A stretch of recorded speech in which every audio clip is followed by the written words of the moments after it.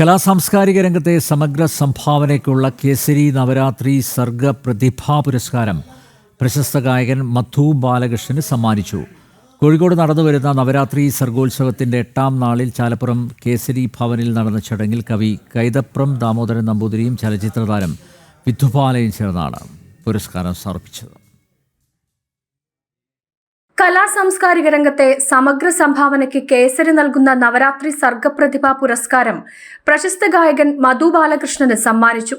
ഗാനരചയിതാവ് കൈതപ്രം ദാമോദരൻ നമ്പൂതിരിപ്പാടും ചലച്ചിത്ര താരം വിധുബാലയും ചേർന്നാണ് പുരസ്കാര സമർപ്പണം നടത്തിയത്. നവരാത്രി സർഗോത്സവത്തിന്റെ സാംസ്കാരിക സമ്മേളനത്തിൽ വെച്ചാണ് പുരസ്കാരം സമർപ്പിച്ചത്. കേസരിയുടെ ഈ സർഗപ്രതിഭാ പുരസ്കാരം അതിനുവേണ്ടി എന്നെ തിരഞ്ഞെടുത്തതിൽ ഞാൻ ആദ്യമായി ഇതിൻ്റെ എല്ലാ അംഗങ്ങൾക്കും ഭാരവാഹികൾക്കും ഞാൻ എൻ്റെ ഹൃദയം നിറഞ്ഞ നന്ദി രേഖപ്പെടുത്തുകയാണ്. മംഗളദർശന ദായികേ മായാ ചിത്രവിധായികേ മൂകാംബികേ ദേവി മൂകാംബികേ.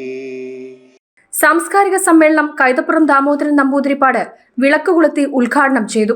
മധുവിനെ സിനിമയിൽ ഇൻട്രൊഡ്യൂസ് ചെയ്ത ഒരാളാണ് ഞാൻ. അതെനിക്ക് കിട്ടിയ ഭാഗ്യമാണ്. പിന്നെ എത്രയോ പാട്ടുകൾ എൻ്റെ പാട്ടുകൾ പാടി, വളരെ സരസമായിട്ട് പാടി, മധുരമായിട്ട് പാടി. അപ്പോൾ നമ്മുടെ പ്രാർത്ഥന ഞാൻ ഇന്നും പ്രാർത്ഥിച്ചുകൊണ്ടിരിക്കുന്നു.